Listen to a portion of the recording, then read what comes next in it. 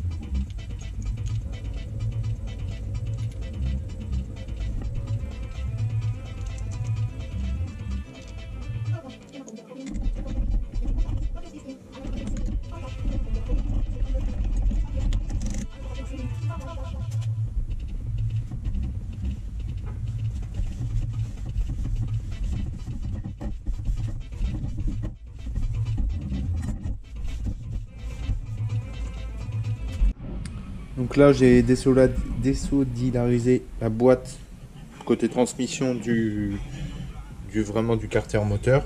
Et en fait entre les deux c'est la boîte. Ça y ressemble fortement en tout cas. Et est-ce qu'il y a le sélecteur là? Et moi j'avais pas ça. Vous voyez? Là ça bloque. Voilà pourquoi. Ça a fait ça je pense. Et en fait le ressort était défait. Là on va mieux voir. Le ressort était défait. Donc là ça a sauté, du coup j'avais pas de cran. Du coup la sélection des vitesses était vraiment hyper chaud. Et elle sautait toute seule. Parce qu'en fait, il n'y avait pas l'écran en fait. Et là, le synchro, enfin la fourchette, elle se baladait comme ça au lieu d'avoir des billes comme sur les derbies où t'as des. Ou sur les voitures même. Où il y a une bille qui se coince dans un petit trou à cet effet pour éviter que la vitesse saute à chaque fois. Donc du coup j'ai trouvé, je pense, une panne. C'était pas vraiment une panne, mais je trouvais que c'était un peu chiant. Après, comme j'ai jamais conduit de Lambretta, bah je me suis dit c'est normal. Mais non, et ça me le confirme. Donc j'ai pas réussi à défaire la vis de vidange en dessous, voulait pas partir, j'ai pas forcé. J'ai défait, ça a coulé, tant pis. Hein. C'est pas comme si c'était du bois, j'en ai rien à foutre. Je mets un coup, c'est tout propre. Hop. Donc là, je vais prendre des photos. Il y a une rondelle qui est tombée, je sais pas si vous avez vu. Mais je sais où elle va, donc rien de très grave. Là, je vais défaire la pignonnerie, prendre plein de photos pour que je m'en rappelle quand je remonte ça. Et voilà, ça me paraît pas mal déjà. Par contre, j'ai toujours pas trouvé comment enlever la partie kick. Là il y a une vis mais elle tombe dans le vide, donc j'ai pas envie de trop forcer parce que si c'est les filets, enfin là ça me paraît un peu foireux. Pareil au niveau embrayage, là c'est côté embrayage. Voilà, la rondelle est tombée, nickel. Je sais pas trop comment ça tourne, ça vit mais ça sort pas.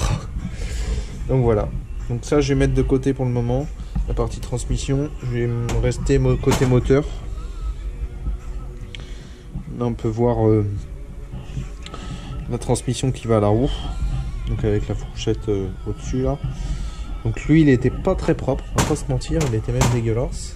Vous voyez, il y a de la limaille aussi, et ça c'est dû à la fourchette. Je sais pas si on va voir la limaille. Il y a un peu de limaille, bon assez fin, hein. C'est de la petite limaille. Mais je sais pas si on va voir. Merde. De l'huile sur la GoPro. Voilà. Mais c'est parce que le synchro, justement, je pense, la fourchette, pardon, n'avait pas de cran. Donc voilà, ça c'est j'ai déposé tout le rocher de quille. Donc après, vous voyez, moi je fais des petits patrons comme ça parce que comme j'y connais rien, enfin j'y connais rien en Lambretta. Au moins je suis sûr de ne pas me tromper pour les vis. Et ça ne coûte rien. Et quand tu remontes, t'es content. Parce que tu sais où va où. Surtout quand il y a des différentes vis. Donc là, il n'y avait pas de différence. Donc j'ai pas noté. Là, c'était pas les mêmes. Et là, pareil. Donc je note. Donc voilà. Je nettoie un peu le plan de travail et je reprends. C'est parti.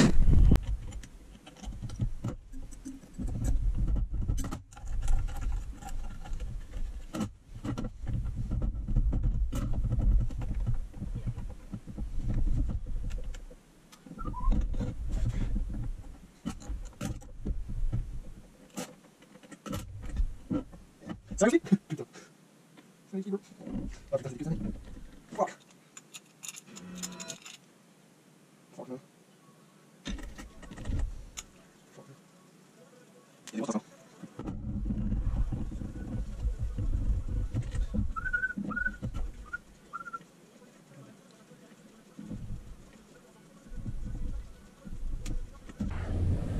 Donc là j'ai fait un petit système pour défaire l'embrayage.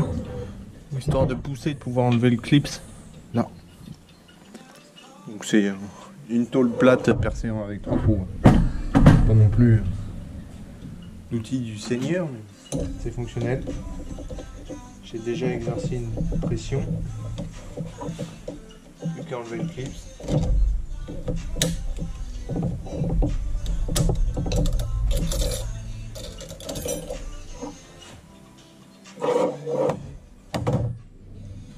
Voilà.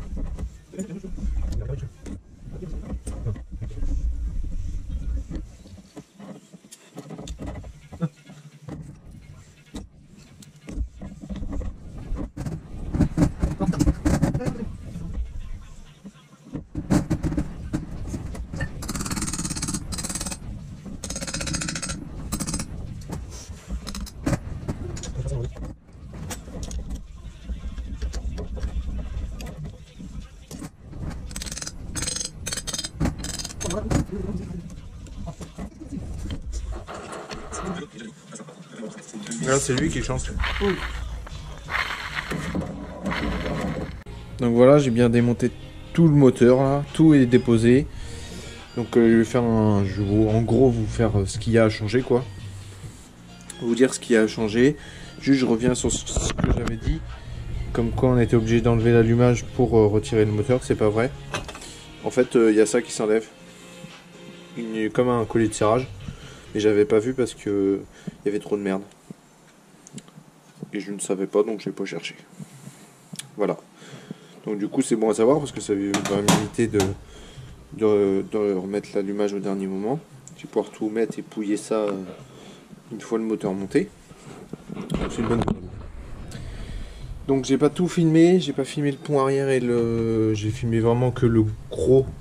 Après j'étais vraiment concentré et j'ai pas allumé la caméra. Parce que fallait retirer les roulements et tout, vous voyez il est vraiment à poil, on voit à travers, il n'y a plus rien dedans. J'ai bien nettoyé, il y avait de la merde dans le fond là, on va pas voir mais ça va loin en fait. Donc ça c'est bien nettoyé, ça il reste à nettoyer, les roulements bien. Parce que les Lambretta sont connus pour faire de la limaille. Donc comme les roulements là sont pas trop mal, ceux de pont ils vont être changés. À l'arrière c'est un carnage, si vous avez entendu, quand je tourne ça là, bah ça c'est la roue arrière, enfin, il branle, donc ça on change. Hein. Mais le roulement là il a pas de jeu, le roulement du vélo à l'intérieur non plus, il est là. Ça a pas de jeu, ceux-là ils sont bons également. Donc, je vais faire tous les joints spli par contre, mais je vais pas changer tous les roulements pour changer quoi. Donc voilà au niveau des roulements. Aussi, j'ai découvert que en fait le speed pont arrière il était mort, hein, parce que ça a carrément inondé le frein arrière et du coup toutes les garnitures de frein arrière sont cuites. Donc il y a une paire de garnitures arrière pardon, et à l'avant pareil. J'ai vu ça, donc une paire de garnitures avant arrière. Il y a ça de rajouter de plus, donc c'est pas forcément top, mais au moins ça sera bien. Toutes les pignons ont été nettoyés, donc on voit qu'il n'y a pas de toute jeunesse. Là ils sont rongés par la rouille, mais ça roulera. L'embrayage est pas pire, il est pas neuf, mais je vais pas le changer pour le moment, c'est pas très long à changer. Et c'est assez accessible. Que je montre, c'est par exemple c'est le capot. Donc c'est devant en fait. Donc là vous avez votre moteur comme ça. Donc l'avant du scoot est là. Hop, et l'embrayage est là. Donc ça se fait assez facilement. Pareil, quand j'ai nettoyé la cloche, le gars il l'avait recollé, une ailette. On voit, là on voit il y a un peu de traces de colle. Et c'est ça partout, sur le moyeu arrière, surtout. Le gars vraiment fait de la boîte là. Donc là c'est les autres pièces, hein, je vais pas vous montrer tout en détail, hein, ça sert à rien. Ça c'est la cloche d'embrayage, voilà, il y a des roulements. Celui-là, bref. Et au niveau du cylindre, il tournait. Donc, attendez.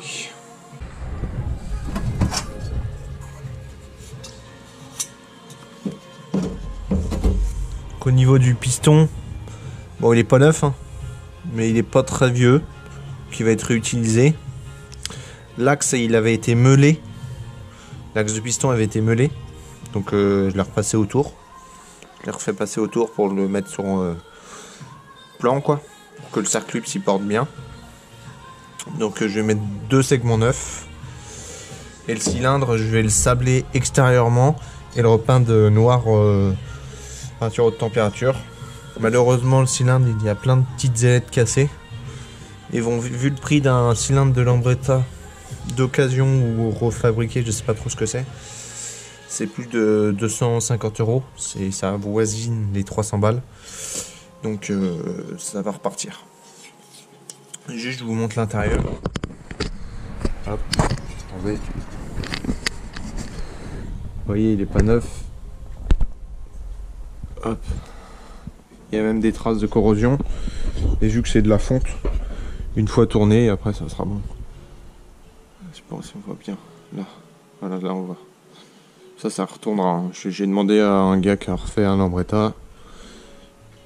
Il m'a dit c'est bon, j'ai déjà vu pire. Et vu que les cylindres sont assez rares et chers, ça tourne souvent. Donc je vais mettre un coup de rodoir histoire de dire que c'est à peu près rond. Et segment 9 et ça repart comme en 40. Culasse, je vais la sabler. Comme d'habitude, hein. Je fais ça à toutes mes culasses. Et autrement, voilà. Je vais changer les roulements de pont, les consommables, joints, spi, des petits circlips, des trucs comme ça. Au niveau du vélo, il est en bon état. Juste, c'est une bague en bronze, c'est pas une cage aiguille. Ça prend tellement peu de tours. Putain, je vois pas ce que je filme, c'est chiant. Ça prend tellement peu de tours que c'est des bagues en bronze et elle a chauffé un peu. Ceux qui s'y connaissent bien, s'ils peuvent me dire si je peux changer la bague en bronze par une cage à aiguille, je veux bien. Je vais mesurer ça parce que je sais qu'il y a une histoire de diamètre. Donc vite fait, on va prendre ça à l'arrache. Tac, c'est du... Ouais, c'est du 11. Ça va être du 11 aussi, mais du coup à l'intérieur... Attendez, je vais faire ça comme ça. Hop.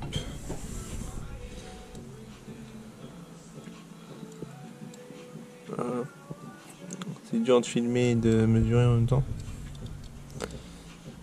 La bielle elle bouge en plus. Oh Dieu.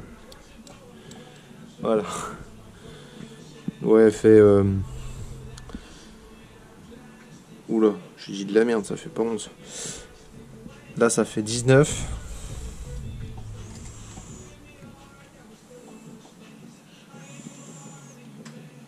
Et ouais, ça fait 15, 15 et demi. Une 15 et demi à l'intérieur et comment... Et hop. Et quasiment 19 à la comment... au vélo en lui-même quoi. Putain, je galère.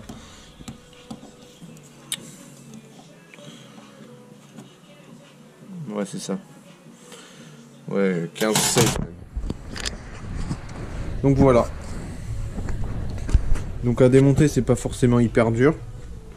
Ça se fait plutôt bien. Faut prendre son temps et voilà, faut pas être précipité. Faut prendre plein de photos. Moi j'ai bombardé. Et de toute façon, il y a plein de forums où il y a des techniques pour enlever les pièces qui sont un peu plus dures à enlever. Je pense au pont arrière là.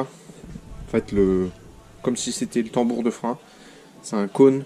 Et mon pote, il était souqué. Donc faut vraiment pas avoir peur. Fallait y aller gaiement et c'était bon.